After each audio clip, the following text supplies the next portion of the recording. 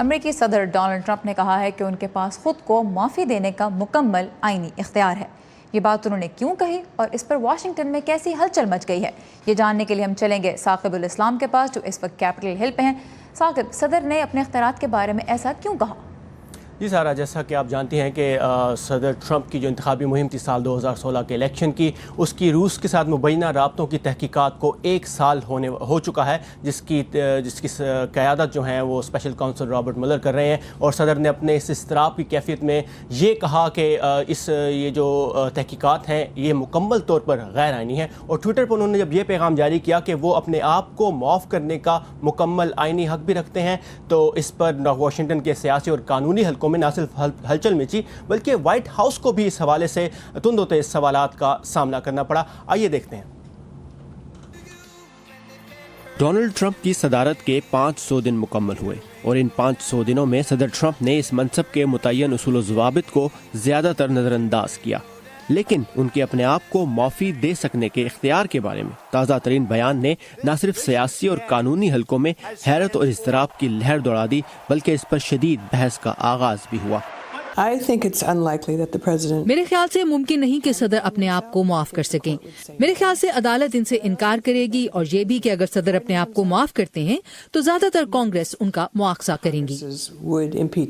لیکن لگتا ہے کہ اب صدر ٹرمپ کے وکلاء اس قانونی نقطہ نظر پر کام کر رہے ہیں کہ صدر کے پاس اتنی طاقت ہے کہ وہ اپنی انتخابی مہم کی روسی مداخلت کی تحقیقات کو روک سکیں اور اپنے آپ کو معاف بھی کر سکیں۔ اس رویے کو ماہرین ایک جمہوری نظام کی بجائے بادشاہت کے نظام سے تعبیر کر رہے ہیں، اور ایسے ہی سوالات کا سامنا وائٹ ہاؤس کی پریس سیکرٹری کو بھی ہوا۔ کیا صدر ٹرمپ سمجھتے ہیں کہ وہ قانون سے بالاتر ہیں؟ نہیں، بالکل نہیں۔ صدر نے کچھ غلط نہیں کیا۔ سوال یہ ہے کہ آیا صدر سمجھتے ہیں کہ آئین بنانے والوں نے ایسے نظام کے بارے میں سوچا تھا جہاں صدر اپنے آپ کو معاف کر سکتا ہو؟ آئین بالکل واضح طور پر قانون بیان کرتا ہے، اور میں پھر سے کہوں گی کہ صدر نے کچھ غلط نہیں کیا، اور ہم اس بات پر بالکل مطمئن ہیں۔ معافی کی اس بحث کا آغاز اس خط کے منظر عام پر آنے سے ہوا جو صدر ٹرمپ کی قانونی ٹیم نے جنوری میں صدر ٹرمپ کی انتخابی مہم کی تحقیقات کرنے والے خصوصی کونسل کو لکھا تھا۔ خط میں انہیں باور کرایا گیا تھا کہ ملک کے سربراہ ہونے کی حیثیت سے صدر ٹرمپ کو خصوصی کونسل کے سامنے گواہی دینے کا حکم نامہ جاری نہیں کیا جا سکتا، اور نہ ہی صدر نے روسی مداخلت کی تحقیقات کرنے والے FBI کے ڈائریکٹر کو برطرف کر کے تحقیقات میں کسی قسم کی رکاوٹ ڈالی تھی، کیونکہ ان کے پاس تحقیقات ختم کرنے کا اختیار ہے۔ صدر ٹرمپ اور روس دونوں ہی امریکی انتخابات میں کسی قسم کی روسی مداخلت کے الزام سے انکار کرتے ہیں۔ ثاقب، رپورٹ ہم نے دیکھی، صدر نے جو کہا ٹویٹر پہ کہ ان کو خود کو معافی دینے کا مکمل اختیار حاصل ہے، اس کے بارے میں اراکین کانگریس کیا کہہ رہے ہیں؟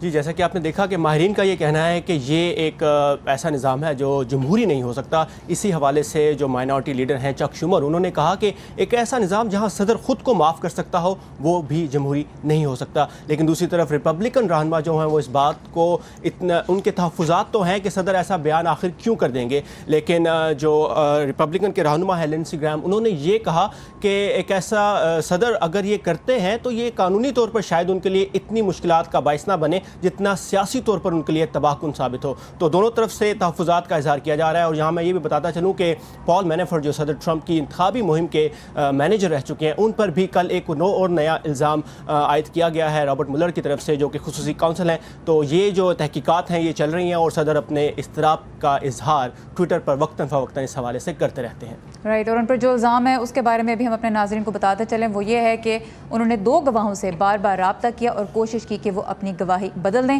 اس معاملے کے بارے میں تازہ ترین اپڈیٹس ہم آپ کو اپنے شو میں دیتے رہیں گے۔ ثاقب الاسلام، thank you for this report. Thank you.